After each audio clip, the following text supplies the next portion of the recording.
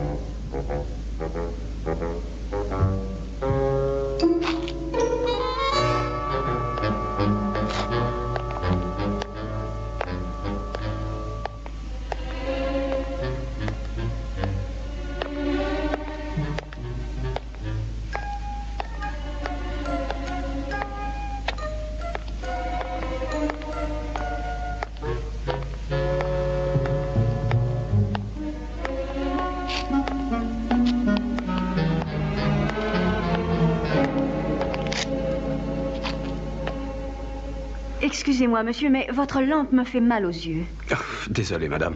J'ai été surpris de vous voir surgir du brouillard. Et je m'en doute. Le brouillard est rarement aussi épais. J'ai dû laisser ma voiture un peu plus loin, mais j'ai l'impression d'être complètement perdue. Dans quelle direction allez-vous? Eh bien, si je retrouve la direction de la Tour de Londres, je crois que je saurai m'orienter ensuite. La Tour de Londres? Mais c'est facile, c'est à côté.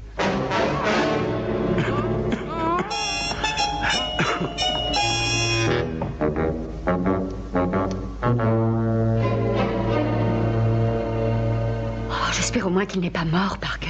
Oh, non, non, non, Milady, non. Seulement quelques vapeurs de chloroforme. Parfait. Mettez-le hors de vue et allez chercher le matériel. Je vais voir comment la chose se présente.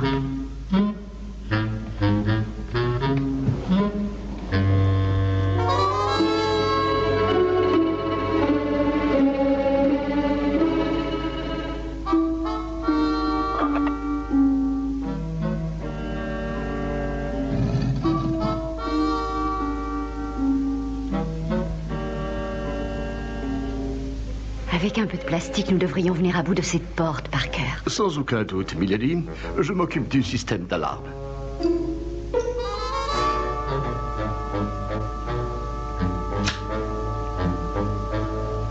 Mes compliments, Parker. C'est facile, la lumière et l'alarme sont sur le même circuit. Et c'est bien aimable de la part des autorités.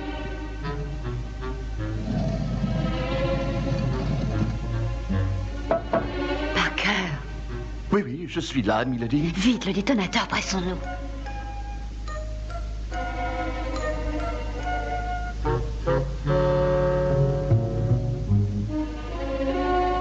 Tout va bien, Parker. Nous sommes juste à l'heure.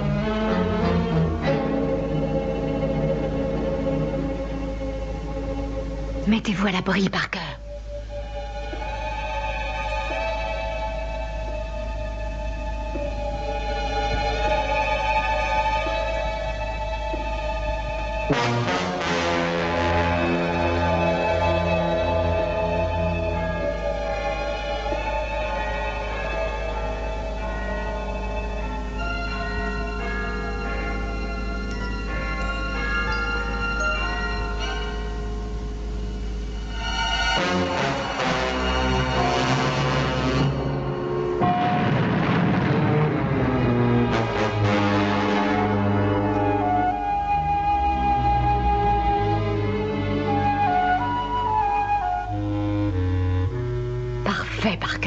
entrons à l'intérieur.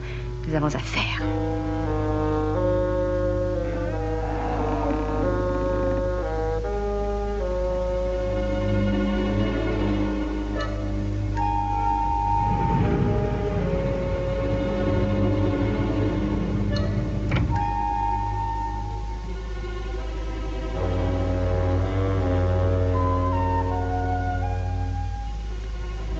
Maintenant, c'est à vous de jouer, Parker.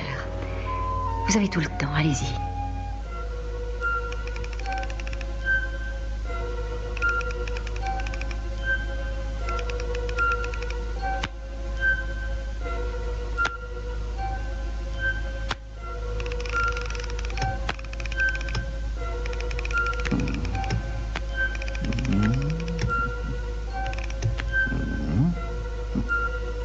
Patience.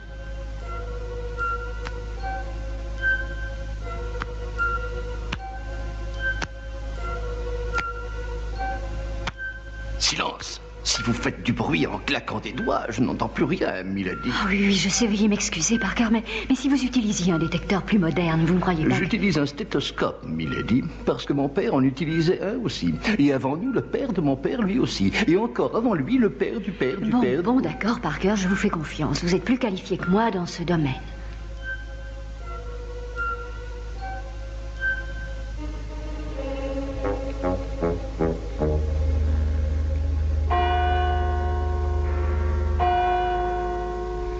Quel travail, mon Dieu, quel travail! Il est solide. Encore combien de temps, Parker? Je crois que cette fois, je le tiens, milady.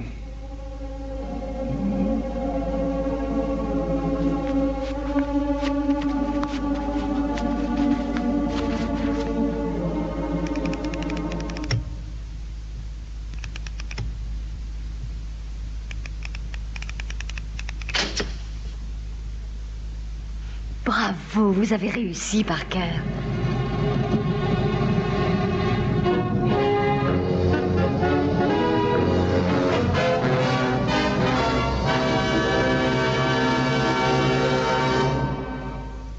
Mission accomplie, milady. 2h25 très exactement. C'est un record. Bravo, très bien. Tous nos compliments. Quel excellent travail. Quelle dextérité, c'est merveilleux. Bravo, bravo, bravo. Très bien. Eh bien, vous voilà satisfait, cher ami. Toutes les instructions que vous avez données ont été suivies à la lettre. Oh, comment vous remercier, chère Pénélope. Depuis des années, le gouvernement refuse de faire installer une chambre forte moderne et inviolable. Mais maintenant, j'ai des arguments qui vont peser lourdement sur sa décision. Il faudra qu'il cède. Oui, bien sûr, bien sûr. Je reconnais avoir une habileté manuelle assez peu commune. Je n'ai aucun mérite, d'ailleurs. Le talent, c'est inné. On ne peut que le cultiver. Le génie est un don du Seigneur. Génie ou pas, mon cher Parker, vous m'avez rendu un très grand service. Mais je vous en prie, ce n'est rien du tout, Excellence. Je suis à votre entière disposition pour tous travaux du même genre. Oui, sans doute, mon bon Parker, mais je crois que ce sera suffisant comme démonstration. Je crois que nous avons mérité un peu de sommeil. J'espère que vous accepterez une invitation pour demain, Excellence. Avec le plus grand plaisir, chère madame. Je suis à votre entière disposition.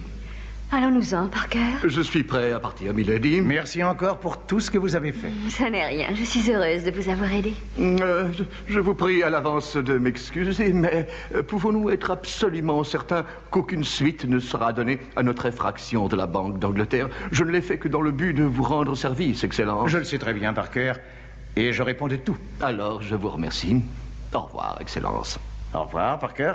Au revoir. Au revoir. Et encore bravo, c'était parfait. Quelle belle démonstration. Je me demande de quelle suite il voulait parler.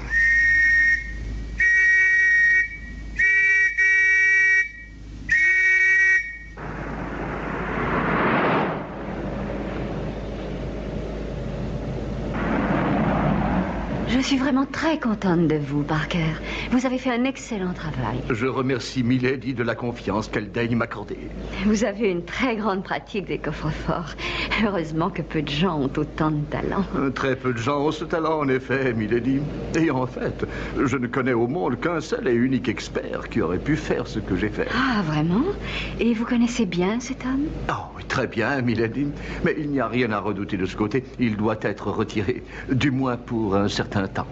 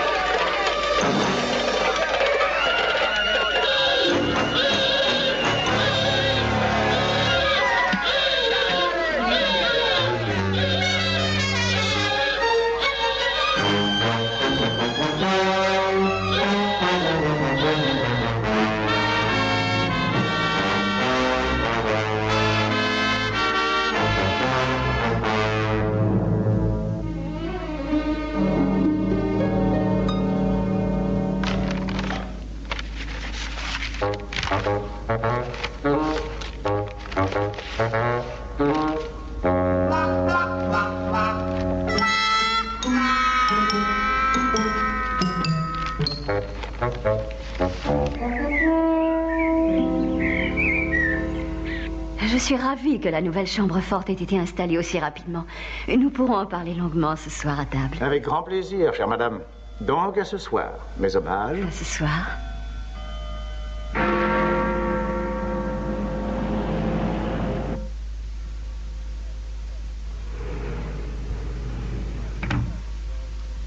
Ah, vous êtes là, Lovegrove. J'ai mis le rapport Brinkley sur votre bureau, monsieur le directeur. Quoi, il est déjà prêt? Oui, c'est Lambert qui a travaillé dessus. Sa puissance de concentration est vraiment étonnante. Lambert, dites-vous? Ah oui, oui, je vois qui il est. Le genre d'homme qui s'intéresse à son travail. Il en fait à lui seul plus que 10 d'entre nous. Oui. Il nous en faudrait 3 ou 4 comme lui. Non, il semble qu'un seul soit bien suffisant. Regardez cette photographie, Lovegrove.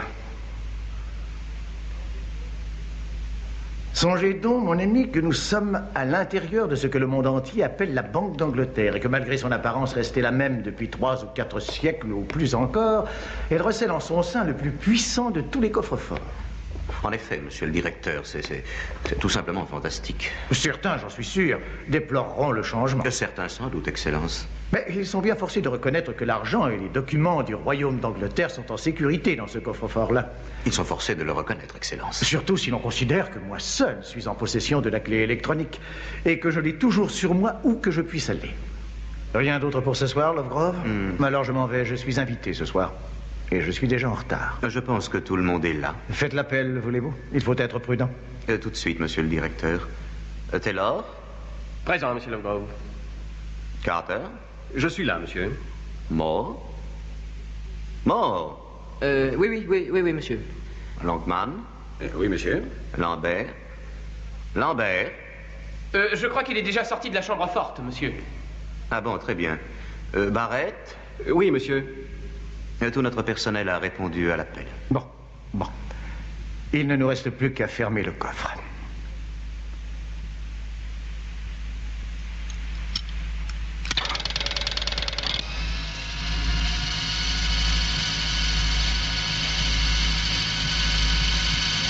Lovegrove, vous êtes bien certain que personne n'est resté à l'intérieur, hein? Ah oui, certain, oui. Quelle merveilleuse mécanique, n'est-ce pas, Excellence? Je trouve extraordinaire cette idée de pomper l'air à l'intérieur du coffre. Le papier se conserve encore mieux dans le vide total.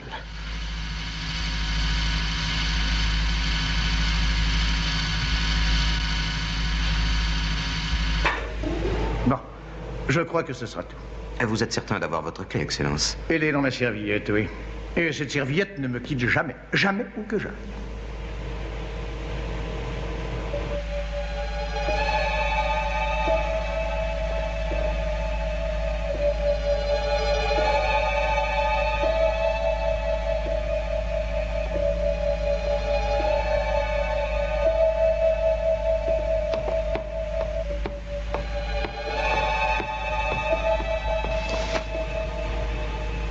Bonsoir, Lovegrove. Bonsoir, Excellence. Il faut que je me presse de partir. Je suis déjà affreusement en retard, je le crains.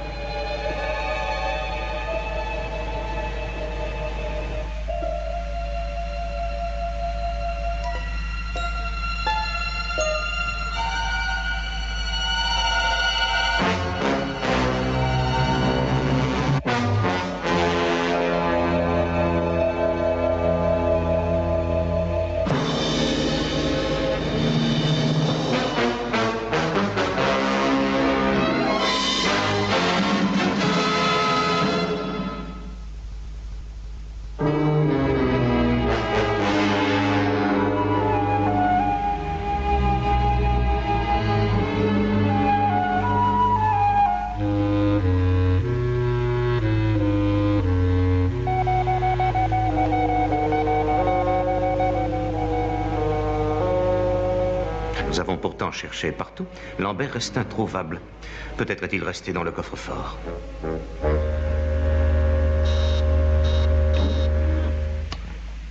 J'avais demandé qu'on ne me dérange pas. Ce travail doit être fini ce soir. Lambert, répondez. Allô? Ouf. Je vais peut-être pouvoir travailler sans être toujours dérangé. Il est à l'intérieur, mais il ne répond pas. Lorsque Lambert est à son travail, rien ni personne ne saurait le déranger. Mais regardez le voyant. Encore 2 heures et le coffre sera vidé de son air.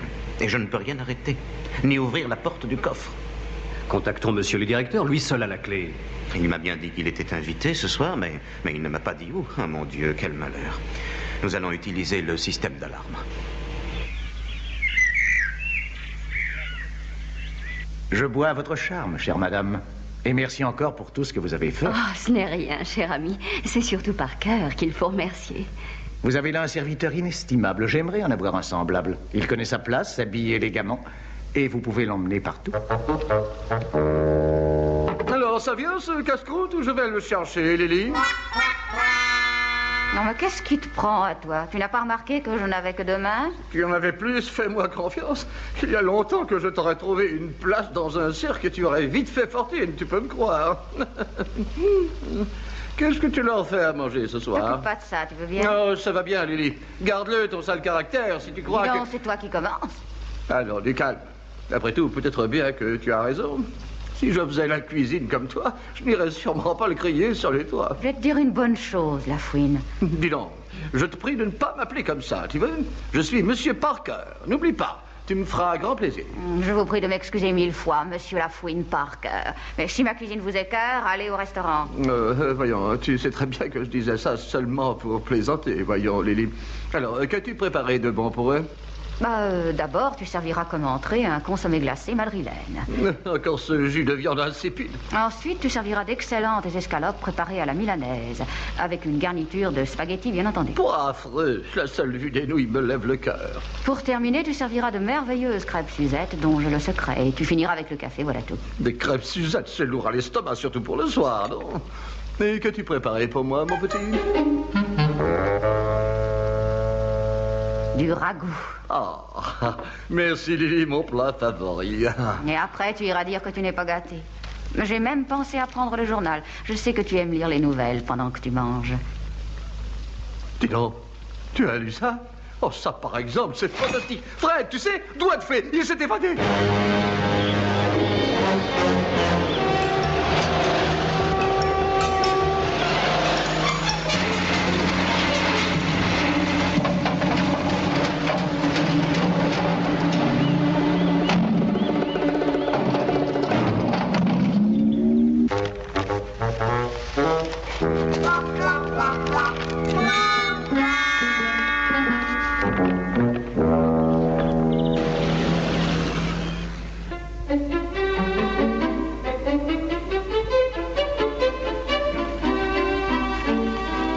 Je ne saurais vous dire le plaisir que vous m'avez fait en acceptant mon invitation, cher ami. J'ai passé une merveilleuse soirée. Mais tout le plaisir a été pour moi, chère madame. J'ai si peu d'occasion de me libérer de mon travail à la banque.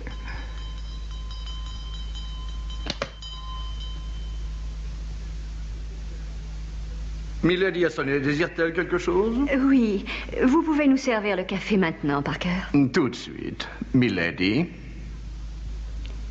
Ne voulez-vous pas que Parker prenne votre serviette? Non, non, merci. Cette serviette ne doit jamais me quitter. Où que je puisse aller. Mais qu'est-ce que... Quel est ce curieux bruit? On dirait un signal. C'est le système d'alarme. Je dois me rendre à la banque sans délai. Le système d'alarme?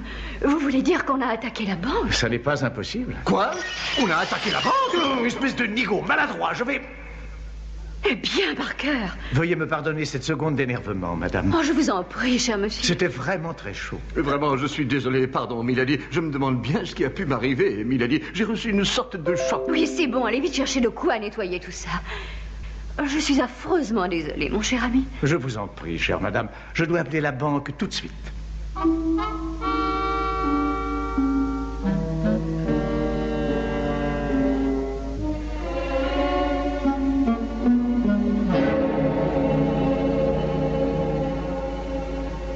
Eh oui?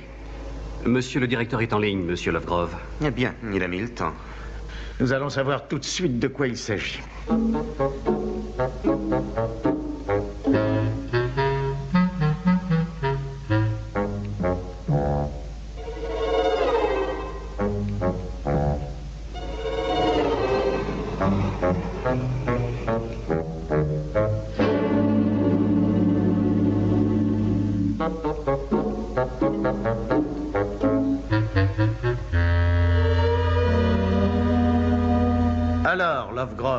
Que se passe-t-il à la banque? Ah, nous avons été coupés. Parker? Oui, Milady m'a appelé.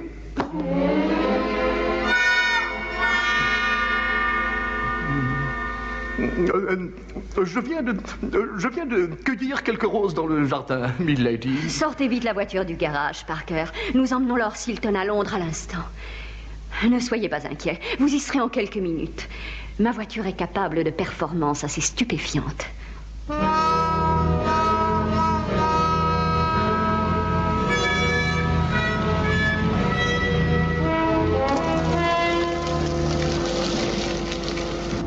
La suspension est très douce. C'est à se demander si nous roulons.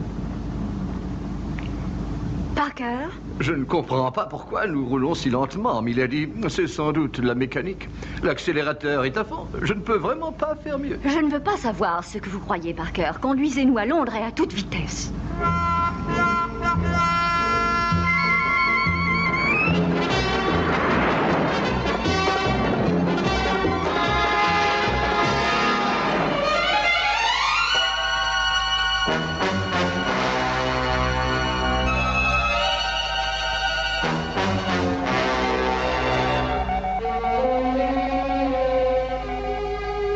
Mon Dieu, voilà 1h30 de passé et pas de nouvelles du directeur. Je vais être obligé d'agir seul.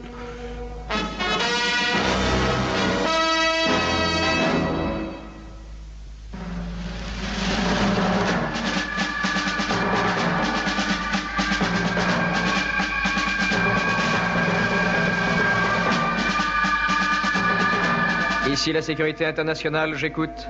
C'est un appel urgent. Un homme est prisonnier dans la chambre forte de la Banque d'Angleterre.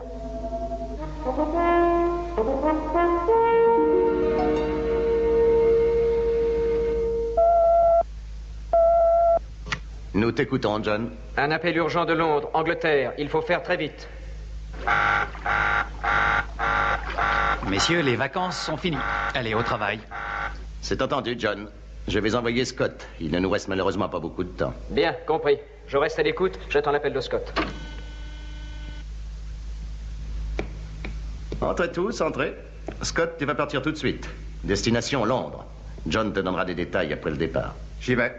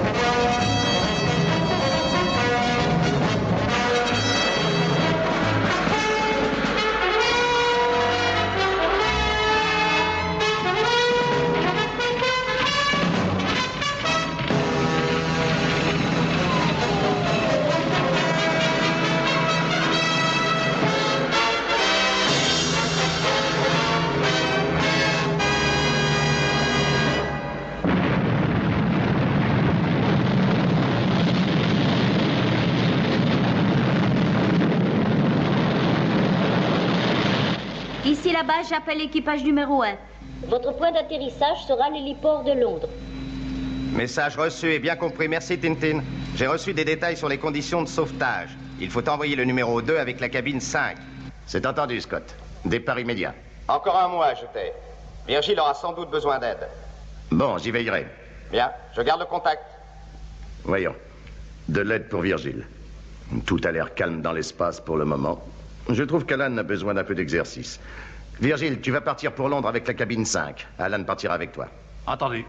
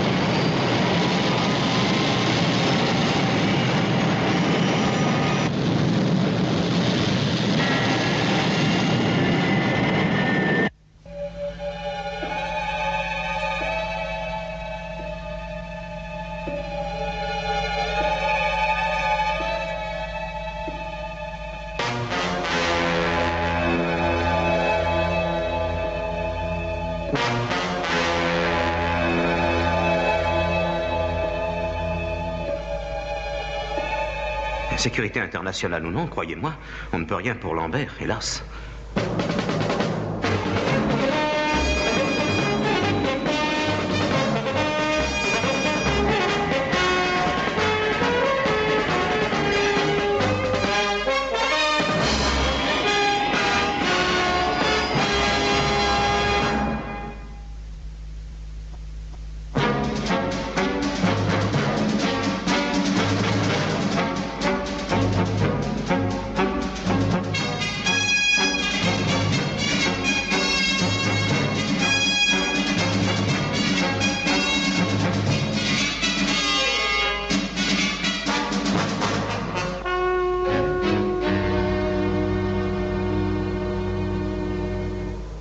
Heureux de vous voir, monsieur, mais je ne vois pas très bien ce que vous pouvez faire, à moins que nous n'ayons la clé.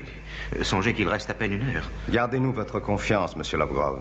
Le matériel va être là très bientôt.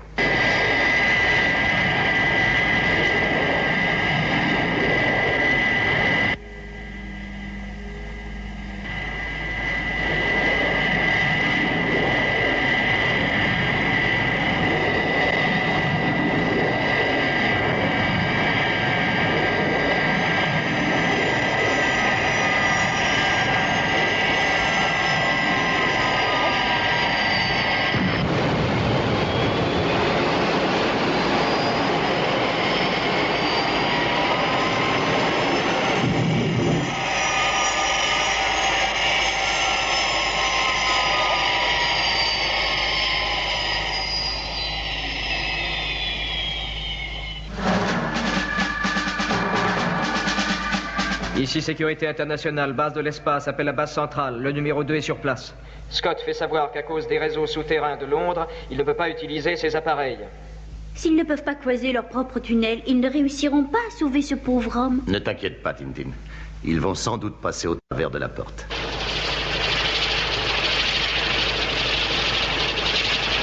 Il vous faudra des années pour arriver à traverser cette porte. Ça ne sera pas très long avec notre outillage. Mais ne sera-t-il pas trop tard?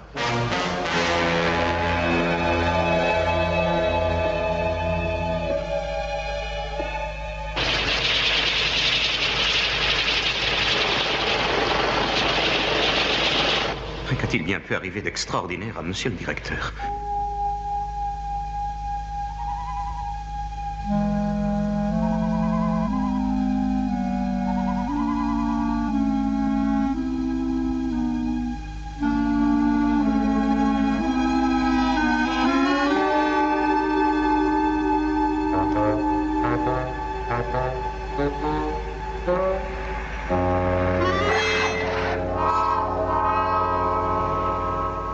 Et alors, Parker, j'attends de vous quelques explications. J'écoute.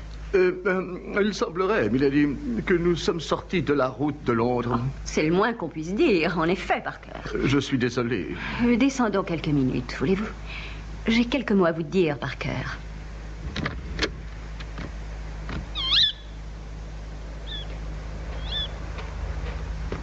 Alors, pourquoi faites-vous tout ce qui vous est possible pour empêcher Lord Silton d'arriver à sa banque? J'ai fait cela, moi, Milady? Oui, vous l'avez fait. Je me rends compte que c'est vous qui avez saboté la ligne du vidéophone avec cette pince, celle qui vous sert pour tailler les rosiers. Alors, j'attends les explications, Parker. Alors, Parker, je vous écoute. Bien, voilà, c'est très simple. Voilà, Milady, je m'explique. Tout cela a commencé il y a des années. Lorsque j'étais, disons... En prison. On peut dire cela comme ça, oui, Milady. Encore qu'il y ait des expressions plus élégantes. Je partageais alors mon appartement avec un homme très bien connu dans un certain milieu sous le nom de Doigt de Fée. Et je dois dire que ce nom lui allait fort bien, puisqu'il était le seul à pouvoir venir à bout de n'importe quelle serrure de coffre. Continuez, Parker. Eh bien, j'étais un jour assis sur ma couchette, lorsque Fred me dit... Eh, dis donc, la fouine. Qu'est-ce que tu me veux, Fred? Qu'est-ce que tu vas faire quand il va sortir? Oh, ça, je ne sais pas encore. J'avoue ne pas y avoir beaucoup réfléchi, Fred. Alors écoute bien ce que je vais te dire. Il faut savoir faire une fin. Ouais. Et savoir limiter ses ambitions les plus légitimes. Tu saisis? Mon vieux, ces 10 ans passés en prison m'ont permis de bien réfléchir. Crois-moi, les longues soirées passées à méditer m'ont apporté la sagesse. Je suis sûr que tu as tiré des plans pour l'avenir, Fred. Tu l'as dit, Lafouine. J'ai tiré des enseignements de toutes nos erreurs passées. Il y a toujours un moment où dans la vie de tout homme, il doit décider une fois pour toutes. Tu sais, j'ai pas été très ami avec la société jusqu'à présent. Mais j'ai décidé que cette fois, je rentrerai dans le rang. Juste après avoir dévalisé la Banque d'Angleterre. Tu veux aller dévaliser la Banque d'Angleterre? Bien sûr, Lafouine. Ce sera le plus beau et le dernier de mes coups. Je m'introduirai dans la chambre forte. Et je serai le seul et unique au monde à avoir fait un coup pareil. La Banque d'Angleterre. Donc vous comprenez, Milady, cet appel pressant qui vient de la banque, c'est peut-être à cause de Fred, les doigts de fée. Il est peut-être en train de travailler. Mais ça n'est pas forcément lui, Parker. Bien sûr, mais ça se pourrait. Et vous comprendrez, Milady, que je ne veuille pas ruiner en quelques minutes chez mon pauvre compagnon le travail et l'ambition de sa vie. Ça n'est guère le moment de discuter sur un sujet pareil, Lafouine. Oh, je voulais dire, Parker, je vais conduire la voiture jusqu'à Londres.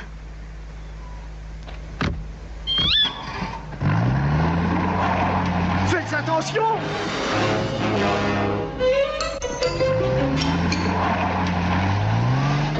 Mais inutile de crier comme ça, cher ami, vous ne risquez rien. Détendez-vous, nous serons à Londres dans quelques minutes. Dieu veuille bien vous entendre, Milady, mais j'ai bien peur que non.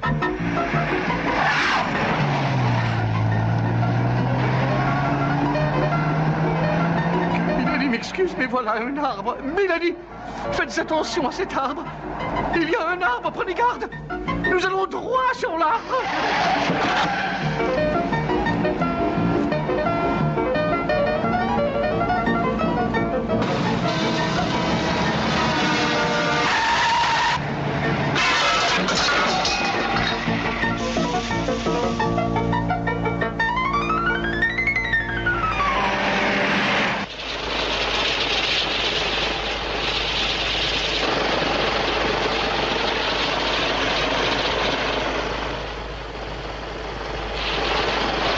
Virgile. Regardez. Nous n'arriverons jamais à temps, Scott. Je sais, Alan. Mais venez voir ce plan de la banque. Le seul moyen possible, c'est de passer en dessous. Oui, mais il est bien établi que l'engin ne passera pas, Scott. J'ai peur que nous soyons battus. Je vais appeler la base pour demander les ordres. Ah, mon Dieu. Il ne reste que 30 minutes. Ah, j'ai une curieuse sensation. J'ai très chaud. J'ai l'impression que j'étouffe. J'aimerais pourtant finir le travail que j'ai entrepris avant de rentrer à la maison.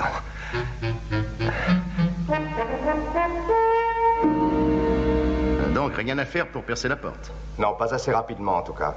Nous arriverions beaucoup trop tard.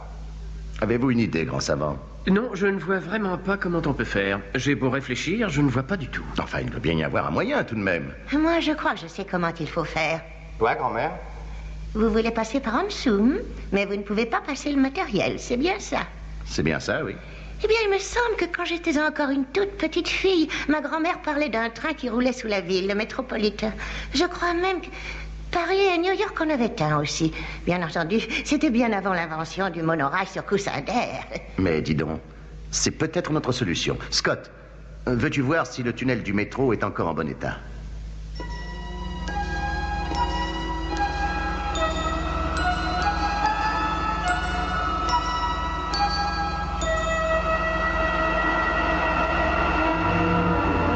Regarde ça, Piccadilly Circus. Ouais. Il doit y avoir un moment qu'on n'y entre plus. Allons-y, suis-moi.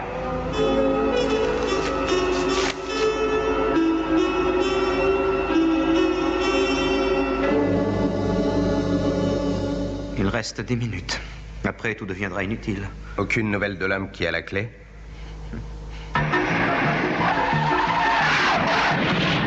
Restez calme. Milady connaît quelques raccourcis.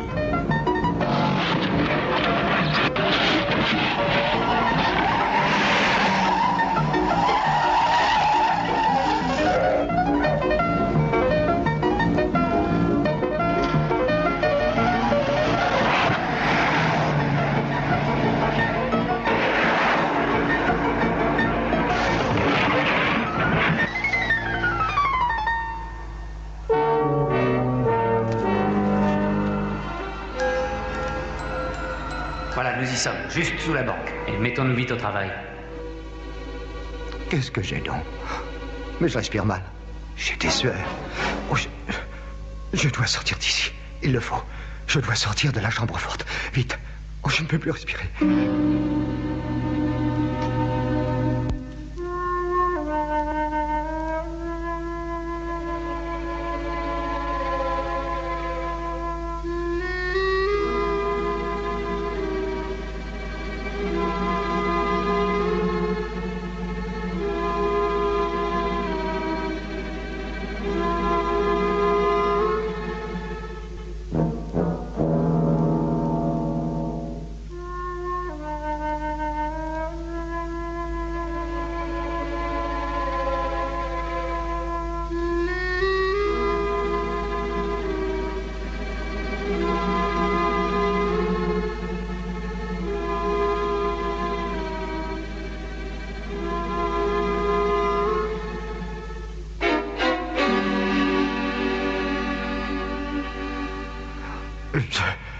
Je suis enfermé, j'étouffe. L'air se fait de plus en plus rare.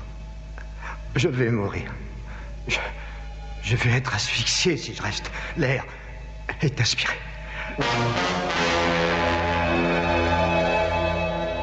C'est par ici, Virgile. Mettons-nous au travail.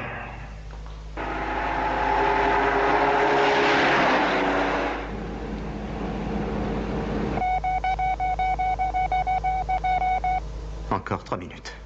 Tout est perdu.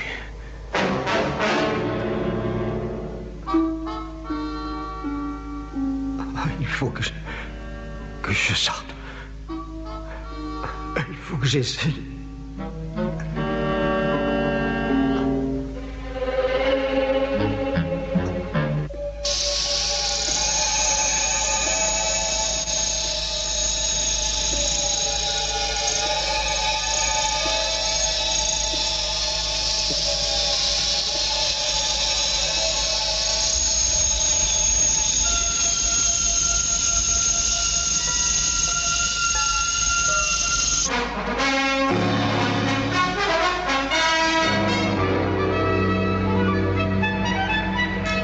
Voici arrivé, messieurs. Je me suis vraiment bien amusée. Il faudra que je le fasse plus souvent, Parker. Espérons. Ils vont peut-être réussir.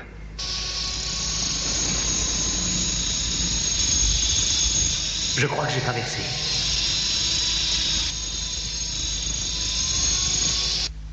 Je vais les appeler par l'interphone. Allez, viens.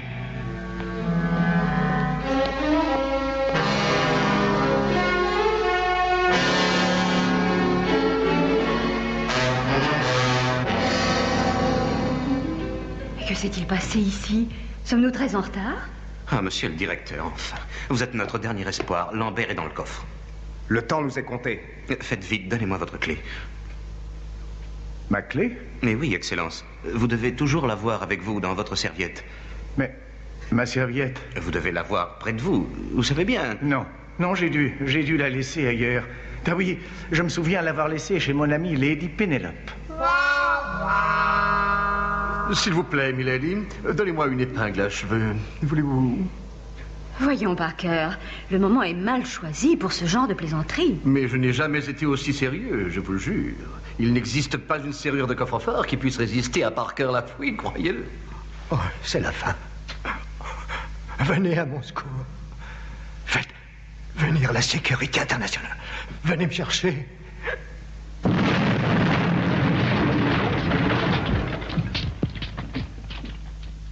Ça y est, Alan. Mais... Qui êtes-vous donc, hein? Vous allez bien? Nous arrivons juste à temps. Nous sommes la sécurité internationale. Mais vous êtes déjà là? J'avais entendu dire que vous agissiez très vite, mais je n'aurais jamais pensé que ce soit aussi rapide que ça. J'ai à peine eu le temps de vous faire signe.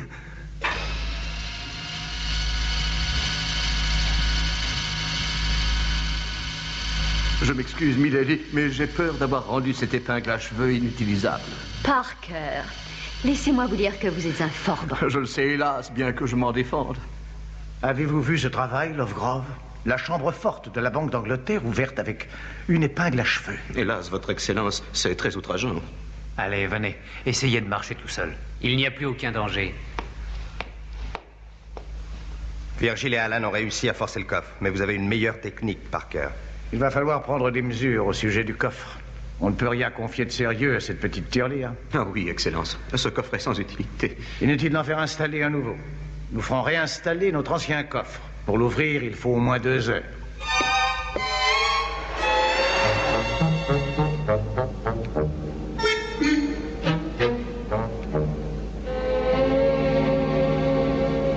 Parker? Vous désirez, milady? Il y a un petit détail dans cette affaire qui me tracasse un peu. Ah, et puis-je savoir lequel, milady?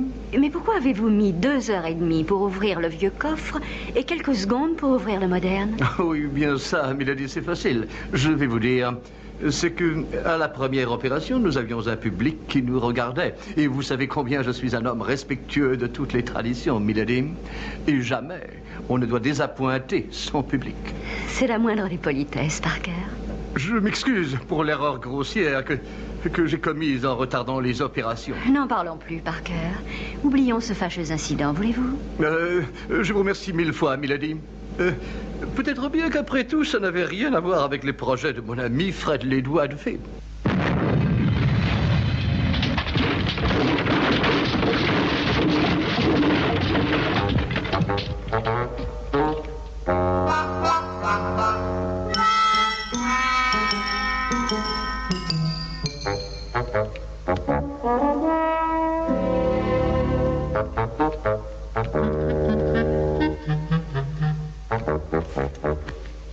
Eh ben, dites donc, quand je pense que c'est une banque et qu'elle est censée être à l'abri des voleurs de toutes sortes, c'est pas encore là-dedans que je viendrai pour déposer mes économies.